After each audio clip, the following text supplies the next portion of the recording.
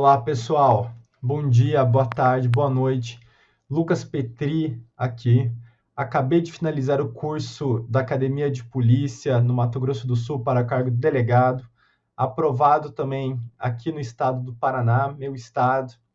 E professor de Direito Administrativo do Dedicação Delta. Hoje aqui trago mais uma aula, parte 2 de nossa maratona de questões para IBFC, essa banca tão específica que está fazendo alguns concursos aí no Brasil. Trago a aula de Direito Administrativo com vários temas quentes de prova. Já teve a parte 1, que tratamos sobre atos administrativos, responsabilidade civil e princípios administrativos. E agora eu trago a parte 2 para vocês, com serviços públicos, procedimento administrativo e agentes públicos. 3 temas muito cobrados pela banca em análise. Como na parte 1, eu vou fazer as questões aqui de forma como eu faria em minha prova e já tentando aprofundar um pouco no assunto para vocês. Tanto para dar a dica, né, na hora de fazer as questões da prova, como também a gente ter um estudo mais aprofundado da matéria. Tá bom, pessoal? Então, aqui vou deixar para vocês o meu Instagram, é lucaspetri05, ok? Parte 2 de Direito Administrativo, mais nessa maratona de questões para o Dedicação Delta. Beleza? Vamos lá, então, pessoal. Começando a nossa maratona, a questão 1, aqui da banca IBFC de 2017.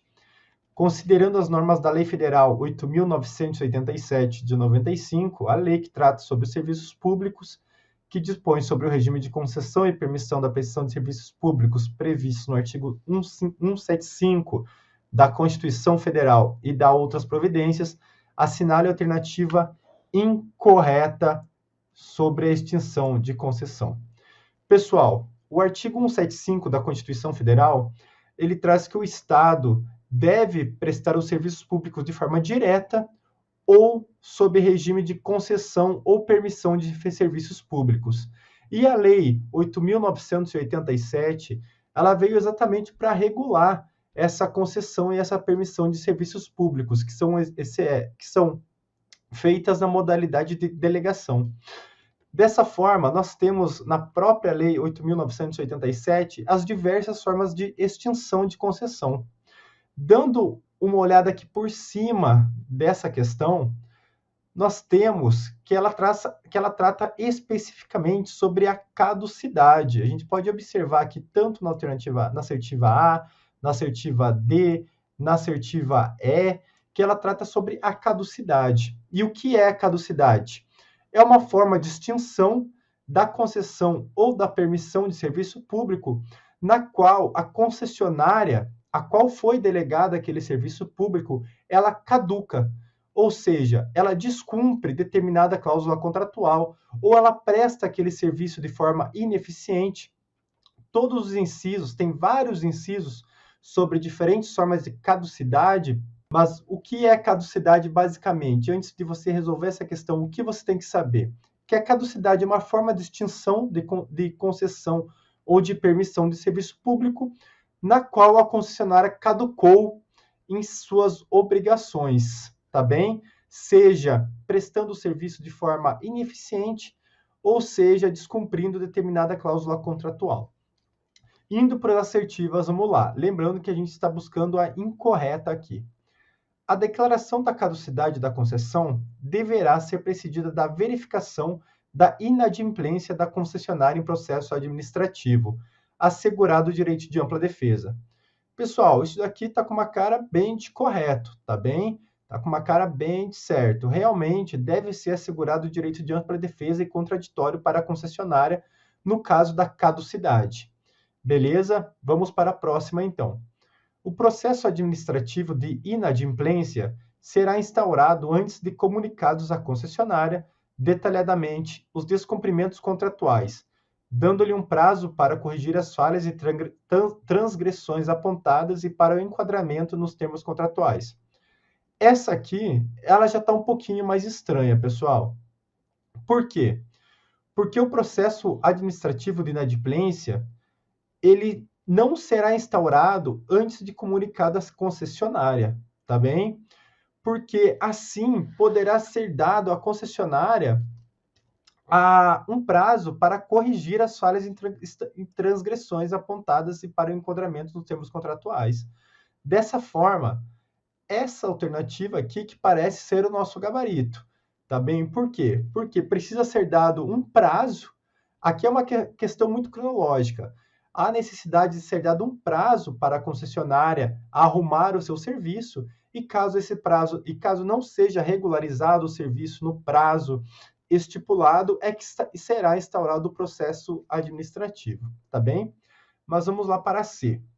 Instaurado o processo administrativo e comprovada a inadimplência, a caducidade será declarada por decreto do poder concedente, independentemente de indenização prévia calculada no decurso do processo. Aqui nós teríamos que analisar algumas coisas. Primeiramente, a caducidade é decretada por decreto?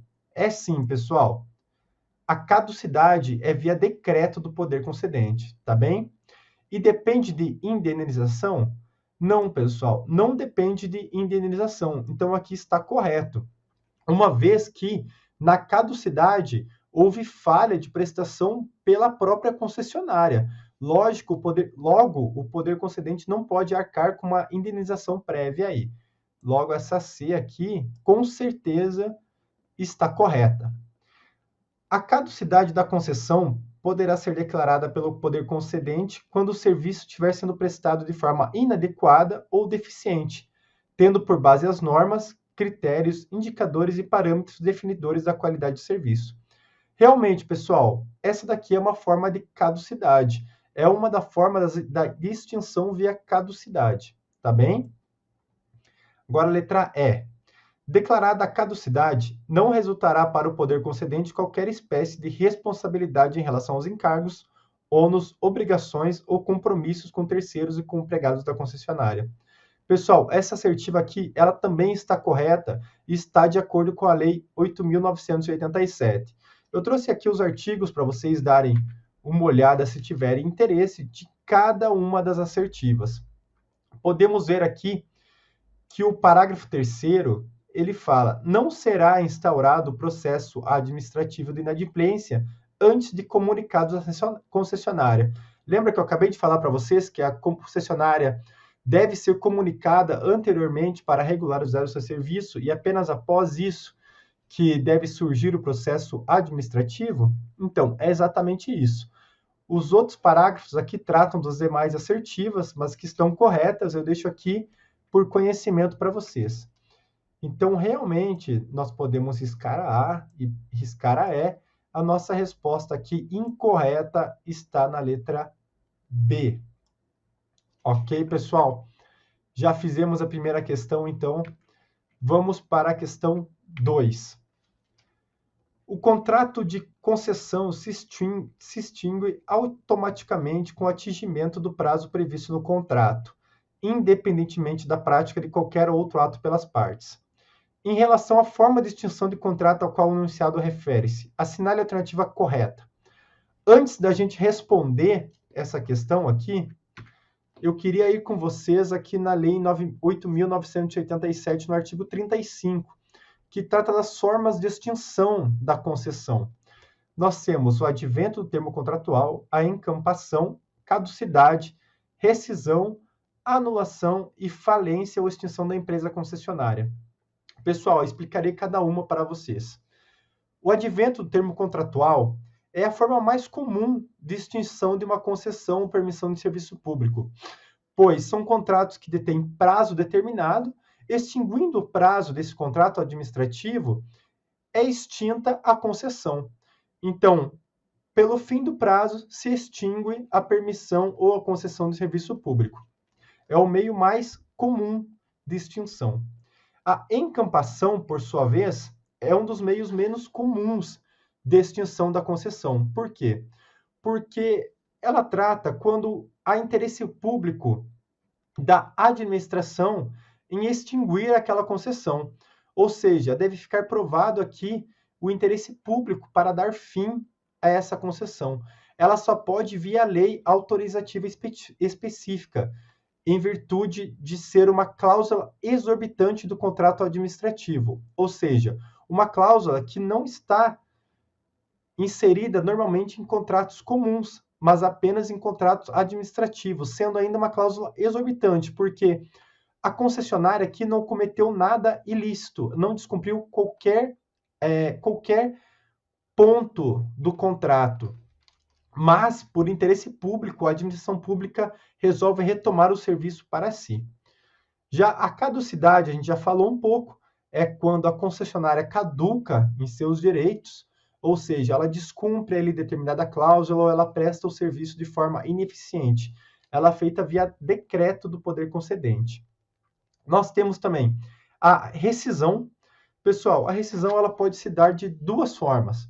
A primeira é a rescisão consensual, quando há interesse público da administração pública de extinguir o contrato e há interesse também da concessionária pela extinção desse contrato. Dessa forma, as duas entram em um acordo e resolvem rescindir o contrato. E temos também a segunda forma de rescisão, que é a rescisão judicial. Nela, o poder concedente que descumpre as suas cláusulas do contrato. Então, a concessionária está cumprindo certinho, está prestando o serviço de forma correta, e o poder concedente, no entanto, não está cumprindo com suas cláusulas. Como a concessionária não tem o poder de império da administração pública de anular o processo por si só, de rescindir o processo por si só, ela deve recorrer ao Poder Judiciário para rescindir esse contrato administrativo. Beleza? Temos também a anulação. A anulação ela decorre do poder de autotutela do poder público, no qual deve anular o contrato administrativo se presente alguma ilegalidade. Ressalto aqui que o terceiro interessado também pode requerer a anulação de determinado contrato, mas ele deve entrar via judicial. E por último, no inciso 6, nós temos a falência ou extinção da empresa concessionária e falecimento ou incapacidade do titular, no caso de empresa individual. Pessoal, em regra, o contrato administrativo de concessão ou de permissão de serviço público, ele é feito intuito persona, ou seja, havendo a extinção da concessionária ou falecimento do empresário individual, não se transfere para outro essa prestação de serviço. Logo, a extinção desse contrato. Tá bem? Então, essas são as 6 formas de extinção da concessão ou da permissão de serviço público que vocês têm que saber. Agora iremos retornar à questão, ela fica muito mais fácil com essa explicação. O contrato de concessão se extingue automaticamente com o atingimento do prazo previsto no contrato, independentemente da prática de qualquer outro ato pelas partes. Qual é essa forma de concessão? Pessoal, não é rescisão, né? Igual eu já expliquei para vocês. Conclusão do objeto, nem existe essa forma aqui de extinção. É o advento do termo contratual. É exatamente isso. Quando acaba o termo contratual, acaba o contrato. Quando chega ao fim do contrato, ele se extingue. Encampação também não é, porque a encampação é retomada do serviço por motivo de interesse público. Beleza?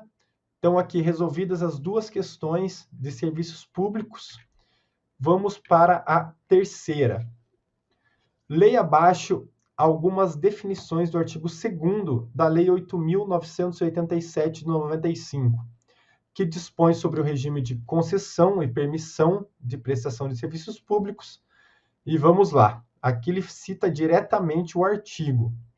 Artigo 2º. Para os fins do disposto nessa lei, considera-se aqui, inciso 1, a União, o Estado, o Distrito Federal ou o município em cuja competência se encontra o serviço público, precedido ou não da execução de obra pública, objeto de concessão ou permissão. Pessoal, do que se trata aqui? Aqui se trata do poder concedente, que é aquele que delega determinado serviço público a uma concessionária. Então, nós temos o chamado poder concedente. A União em âmbito nacional, o Estado e o Distrito Federal em âmbito regional e o município em âmbito municipal, certo? Vamos lá, direto para as assertivas. Estou fazendo aqui da forma que eu faria na prova, tá bem? já temos que a primeira é poder concedente. Eu já arriscaria a A e a B. Agora a gente continua a questão. Inciso 2.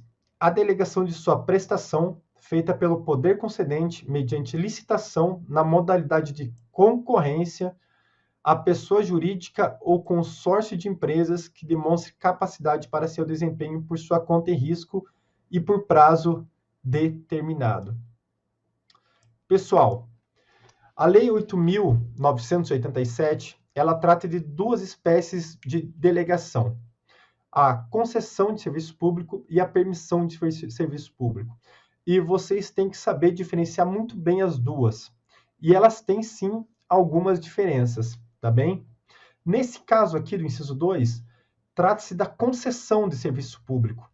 E qual é a diferença dela para a permissão? De acordo com a lei. Pessoal, primeiramente, o prazo. Ela tem prazo determinado, ok? Já a permissão de serviço público não tem o prazo determinado, ela é precária, de acordo com a lei, tá bem? Outra diferença, ela exige licitação em uma modalidade específica, na modalidade de concorrência, ok? E aqui já é um macete para vocês decorarem. Por quê? Concorrência, concessão de serviço público, só o comecinho ali. Licitação na modalidade de concorrência, concessão. E eu também trago outro bizu para vocês. A concessão, ela pode ser feita a pessoa jurídica, aqui tudo bem, é igual a permissão, mas a consórcio de empresas. Então, se você esquecer da modalidade de concorrência, você lembra do consórcio de empresas, que também tem esse comecinho com. Então, concessão de serviço público é licitação na modalidade de concorrência para a pessoa jurídica ou consórcio de empresas, tá bem? Então, aqui, concessão de serviço público, a gente acaba não cortando mais nenhuma, a última que vai decidir. Inciso 4. A delegação a título precário, mediante licitação, pode ver aqui que nós não temos a forma específica, da prestação de serviços públicos, feita pelo poder concedente a pessoa física ou jurídica que demonstre capacidade para seu desempenho, por sua conta e risco. Pessoal, aqui estamos falando da permissão de serviço público, tá bem? Pode ver aqui, nós temos a título precário, mediante licitação em qualquer modalidade, dependendo do serviço a ser prestado e do seu valor, feita pelo poder concedente a pessoa física ou jurídica, ok? Então, a gente mata a questão. Alternativa C, de casa, poder concedente, concessão de serviço público e permissão de serviço público. Por que não é autorização de serviço público? Pessoal, a Lei 8.987, ela veio para regular o artigo 175 da Constituição Federal.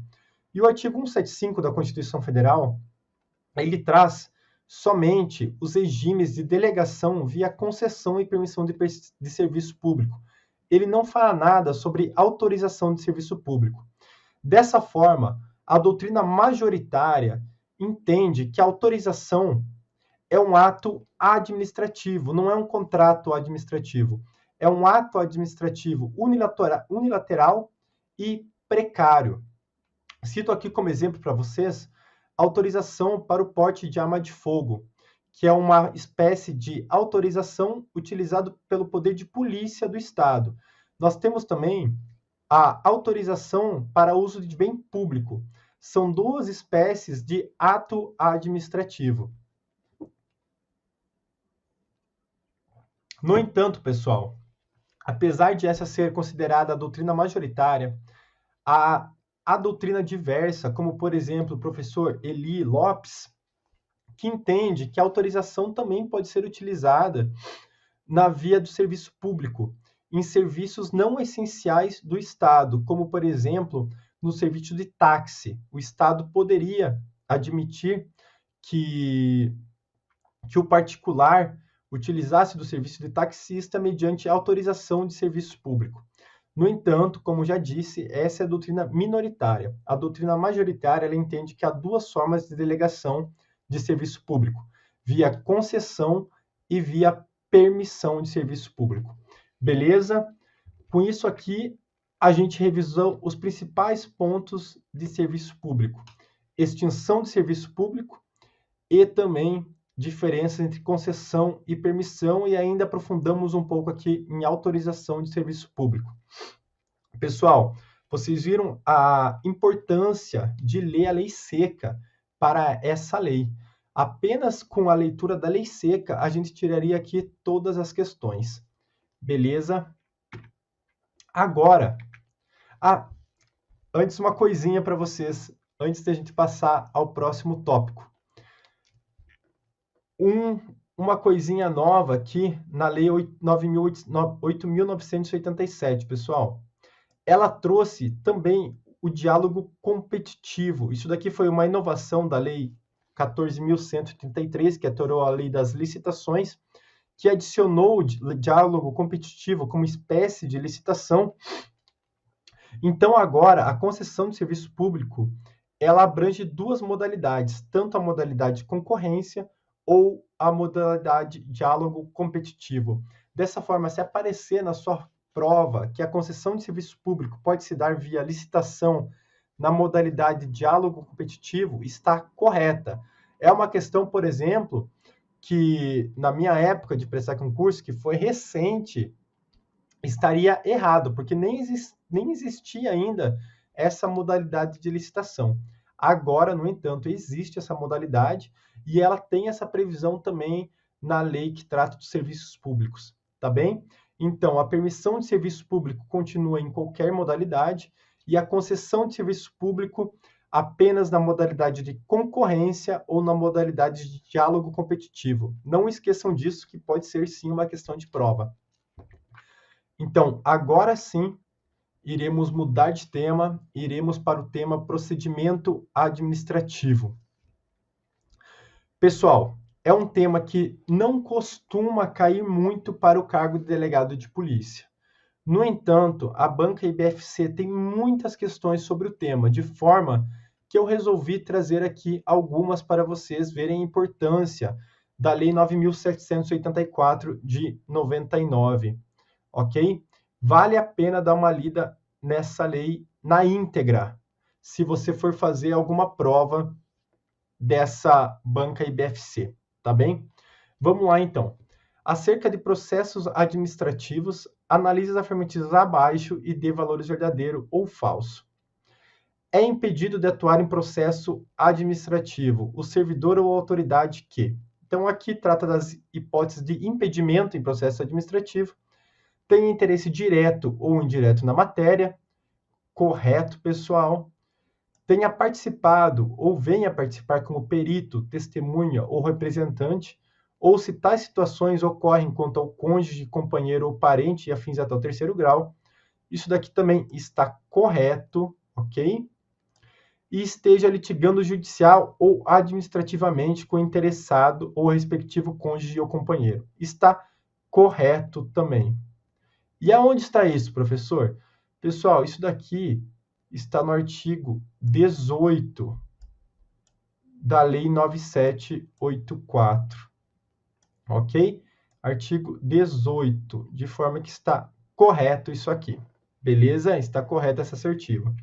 Vamos lá já para as respostas, então. Como está correta, a gente já cortaria essas duas aqui. E já veria aqui que qualquer uma das próximas pode decidir a nossa prova, né? Então, vamos lá. Os atos do processo devem ser produzidos por escrito, em vernáculo, com a data e o local de sua realização e a assinatura da autoridade responsável. Bom, pessoal, vamos ver a próxima, então, já que qualquer uma das duas decide essa questão. A administração deve anular seus próprios atos quando derivados de vício de publicidade e pode revogá-los por motivo de conveniência ou oportunidade, respeitados os direitos adquiridos. Eu acredito que essa daqui seja mais fácil da gente resolver. Por quê? Porque essa daqui, além de ser o artigo 53 da Lei 9784, pessoal, também é a súmula 473 do STF. A súmula se baseou nesse artigo. E aqui não é eivado de publicidade, mas sim de legalidade, de forma que essa daqui é falsa, ok? Essa daqui é falsa. Então, nós já fechamos a questão. Alternativa letra B. B de bola. E essa outra assertiva, ela realmente é verdadeira. Por quê? Não é determinada forma para um processo administrativo, a não ser que esteja previsto em lei. No entanto, os atos do processo devem ser produzidos por escrito em vernáculo com a data e o local de sua realização. Pessoal, e onde está isso? Isso é o artigo 22 da lei, pessoal. Então, dá uma olhadinha lá depois, se tiver interesse. Dá uma olhadinha lá depois, no artigo 22. Vocês vão dar uma olhadinha que realmente está lá, ok? Então, aqui, a alternativa B é o nosso gabarito. Vamos para frente, então. Questão 5. Novamente sobre processo administrativo. A Lei 9.784 regula o processo administrativo no âmbito da Administração Pública Federal. Considere as disposições legais e o entendimento dos tribunais superiores sobre os direitos e deveres dos administrados nessa seara. E assinale a alternativa incorreta. Então, aqui nós temos uma questão que mistura jurisprudência com a lei seca e que trata sobre processo administrativo. Vamos lá para as assertivas, então. É direito do administrado fazer-se assistir facultativamente por advogado, salvo quando obrigatória a representação por força de lei. Pessoal, isso daqui está corretíssimo, ok? No processo administrativo não é obrigatório o advogado, a não ser quando exigido por lei, tá bem? Vamos para a B, então. A falta de defesa técnica por advogado no processo administrativo disciplinar, por si só, ofende a Constituição de 88 e gera nulidade ao procedimento, por configurar ofensa ao direito constitucional que assegura o contraditório e a ampla defesa.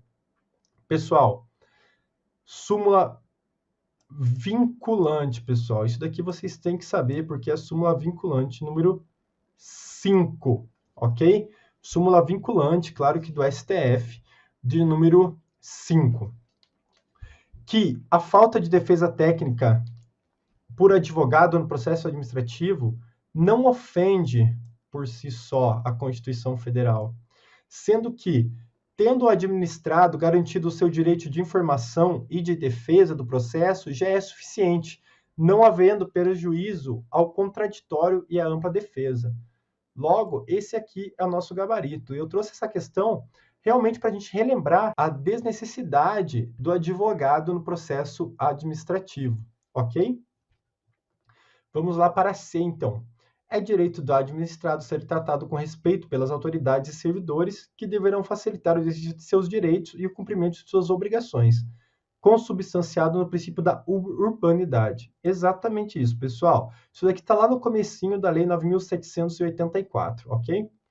São deveres do administrado perante a administração, sem prejuízo de outros previstos em ato normativo. Proceder com lealdade, urbanidade e boa-fé, expor os fatos conforme a verdade, não agir de modo temerário e prestar as informações que lhe forem solicitadas e colaborar para o esclarecimento dos fatos. Pessoal, correto também. Acredito que para essa C e D a gente nem precisaria, né, ter uma leitura atenta da lei aí para saber que esses são direitos e deveres do administrado, mas estão lá no comecinho da Lei 9.784. O que a questão queria realmente saber é se você teria conhecimento da função do advogado no processo administrativo, ok? Então, ficamos com o gabarito aqui na letra B, B de bola novamente. Vamos para a questão 6 agora. Acerca das disposições da Lei 9.784, última questão aqui de processo administrativo para vocês, Sobre os recursos no processo administrativo, outro ponto de muita importância. Analise as afirmativas abaixo. Aqui, novamente, a gente vai respondendo e já olhando aqui embaixo o que acontece. Inciso 1. O recurso administrativo terá efeito suspensivo, salvo disposição legal em contrário. Pessoal, o recurso administrativo, em regra, tem efeito suspensivo? Não, pessoal. O que é o efeito suspensivo? O efeito suspensivo ele ocorre quando o recurso suspende a execução daquela decisão ou daquela sentença no âmbito judicial. Em regra, no processo civil e no processo penal, a apelação tem sim efeito suspensivo. Ela suspende a execução daquela pena ou daquela sentença. No entanto, aqui no processo administrativo, o recurso, em regra, não tem efeito suspensivo, ok? Ou seja, ele já pode ser, a decisão ela já pode ser executada, ainda que o administrado entre com recurso. Logo, essa daqui está falsa. Fazendo aqui, a gente vai para as assertivas. Afirmativa 1 está correta? Não, não está correta. 1 está correta? Não, não está correta. 2 e 3 estão corretas? Sim. 1 e 3 estão corretas? Não. Apenas sabendo que o recurso administrativo não tem efeito suspensivo como regra, porque pode sim ter efeito suspensivo, desde que seja requerido e deferido o efeito suspensivo, a gente fica aqui com a assertiva C, C de casa. Vamos lá para 2 e a 3, ver se está correta mesmo. 2. Salvo disposição legal específica, é de 10 dias o prazo para interposição de recurso administrativo. Correto, pessoal. Realmente é de 10 dias o prazo para interposição de recurso administrativo, contado a partir da ciência ou divulgação oficial da decisão recorrida. Exatamente isso. Ok? Isso daqui está lá na Lei 9784, é exatamente isso. O recurso administrativo tramitará no máximo por 3 instâncias administrativas, salvo disposição legal diversa. Exatamente isso também. É no máximo 3 instâncias administrativas.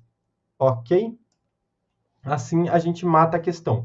Então, vale a pena dar uma olhadinha na Lei 9.784, ok?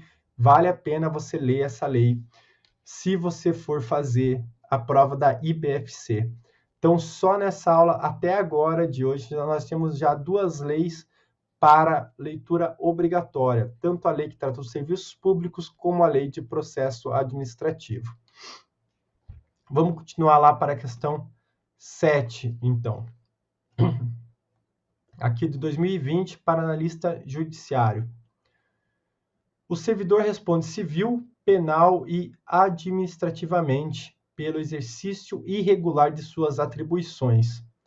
Analise o texto abaixo e assinale a alternativa que preencha correta e, respectivamente, as colunas, as lacunas. Vamos lá, então. Novamente, a gente vai resolver daquela forma que eu passei já para vocês. A responsabilidade tal abrange os crimes e contravenções imputados ao servidor nessa qualidade. Pessoal, em qual responsabilidade a gente trata sobre crimes e contravenções? É na responsabilidade penal, ok? Responsabilidade penal. Aqui nós temos também letra de lei da Lei 9784, beleza? Mas a gente conseguiria resolver essa aqui sem, né? Então já cortamos a alternativa B, ok? Qual responsabilidade decorre de ato omissivo ou comissivo, doloso ou culposo, que resulta em prejuízo ao erário ou a terceiros? Pessoal, essa responsabilidade aqui é responsabilidade civil, pessoal. Responsabilidade civil, que a gente tem dolo e culpa e que resulta prejuízo ao erário ou a terceiros, ok? Decorrente de ato omissivo ou comissivo. Então, nós já cortamos aqui a alternativa C também. Vamos lá.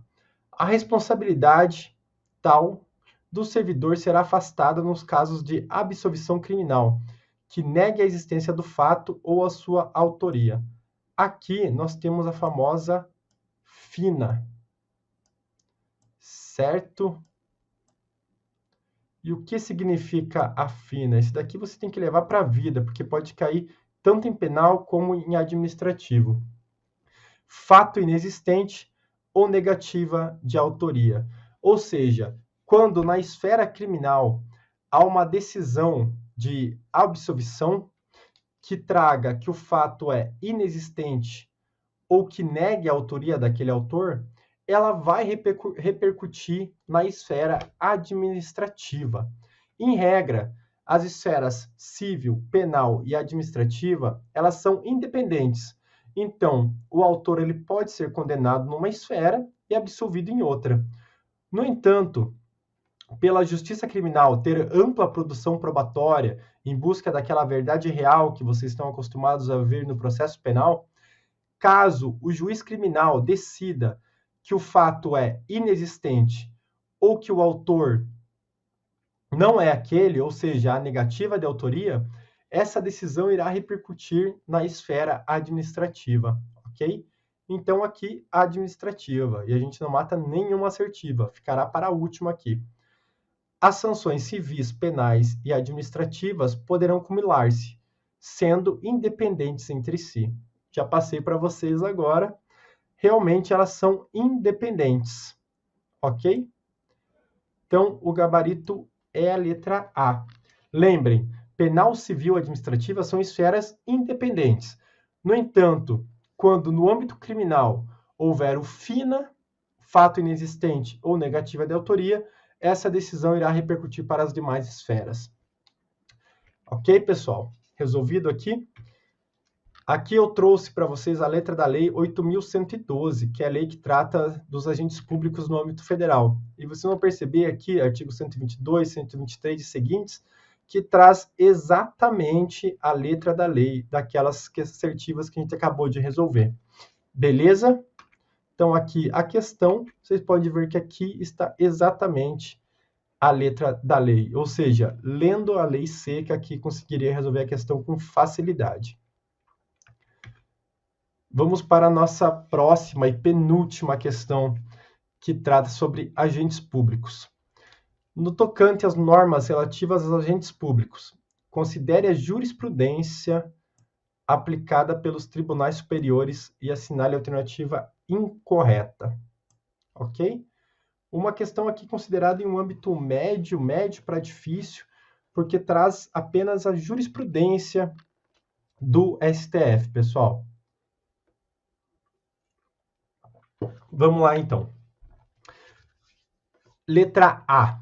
O não encaminhamento do projeto de lei de revisão anual dos vencimentos dos servidores públicos, previstos no inciso 10 do artigo 37 da Constituição, não gera direito subjetivo à indenização.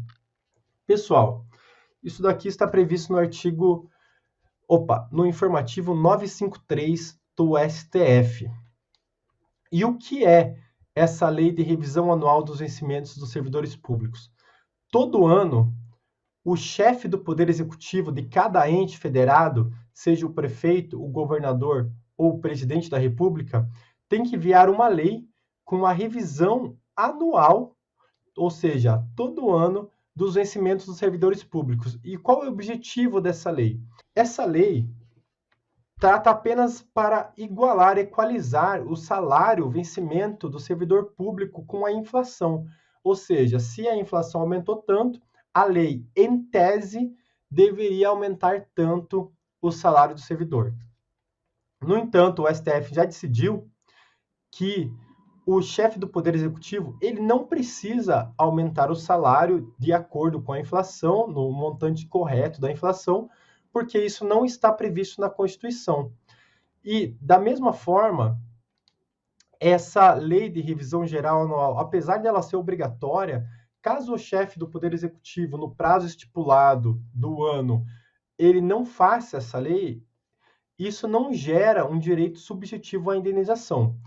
Mas o chefe do Poder Executivo ele deve explicar aos administrados, deve motivar por que ele se prolongou demasiadamente para fazer essa lei, beleza? Então ele tem que apenas expor as razões porque ele demorou para fazer essa lei. No entanto, o seu não ato, né, o não fazimento dessa lei não gera esse direito subjetivo à indenização. Então, essa daqui está correta. Realmente não gera esse direito subjetivo. Vamos para a B, então.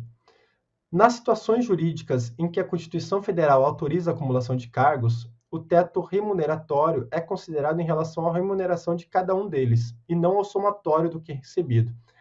Pessoal, em regra, a Constituição Federal permite o acúmulo de cargo público ou emprego público? Não. Em regra, não admite. A Constituição Federal não admite. No entanto, existem 3 exceções, previstas lá no artigo 37, inciso 16 da Constituição Federal, que trata de 2 cargos de professor, um cargo técnico ou científico com um cargo de professor, ou 2 cargos de profissionais da saúde, desde que regulamentados. No caso uma pessoa exerça 2 cargos ou empregos públicos, o teto remuneratório ele irá bater realmente em cada um, não sobre os 2 em conjunto. Logo, essa pessoa ela pode receber mais que o teto remuneratório, somados os seus vencimentos, ok? Por um critério aqui de razoabilidade, senão a pessoa iria estar trabalhando o mesmo tanto para receber menos que outra pessoa, ok? Uma questão aqui de isonomia. Então, aqui realmente está correto, porque o teto remuneratório, ele bate em cada um deles. Vamos para C, então. A acumulação de cargos públicos de profissionais da área da saúde, prevista no artigo 37, inciso 16 da Constituição Federal de 1988, está sujeita ao limite de 60 horas semanais, desde que previsto em norma infraconstitucional regulamentadora. Pessoal, essa é uma tese de repercussão geral bem recente do STF, tese 1081. Então, se vocês quiserem dar uma olhada lá, joga no Google, tese de repercussão geral 1081 do STF, que traz que a acumulação de cargo público não está limitada a 60 horas semanais. Por quê?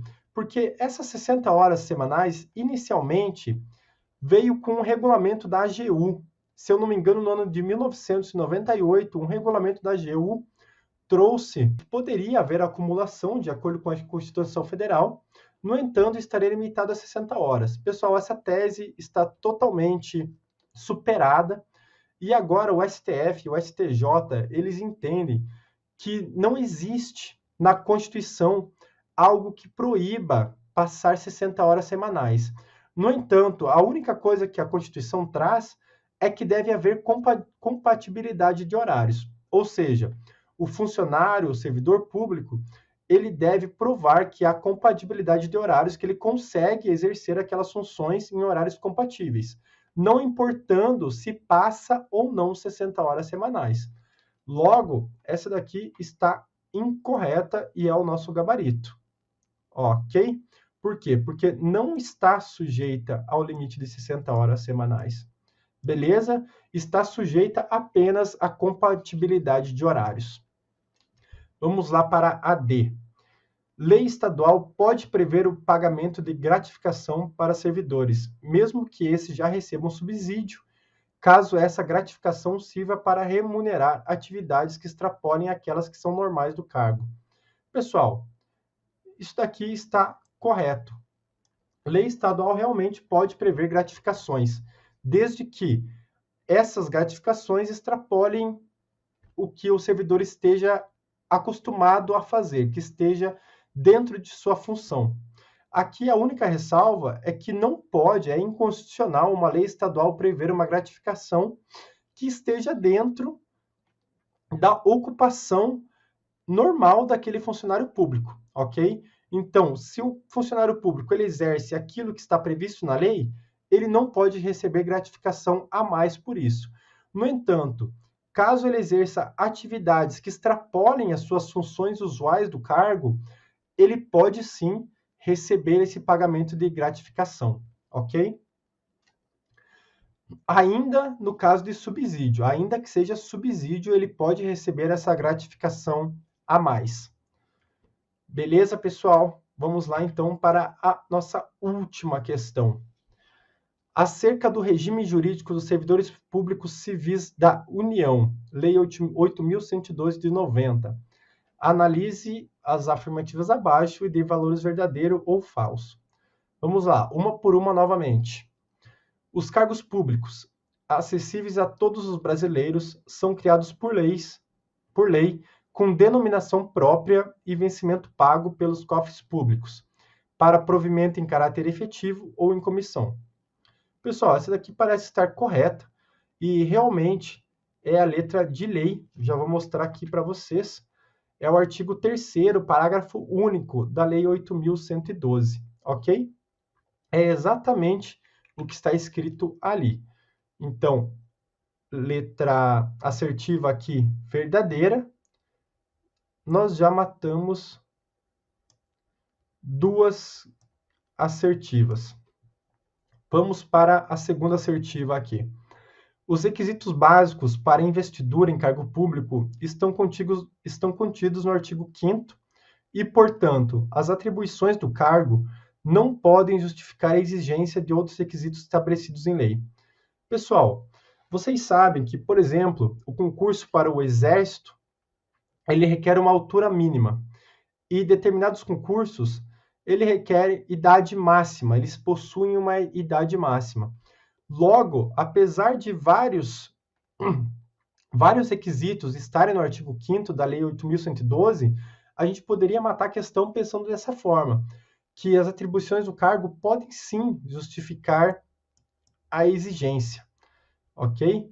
Então, aqui está falso. Com isso, a gente já mataria a questão, mas eu quero continuar essa questão com vocês, ok? O servidor estável só perderá, importante esse só, né?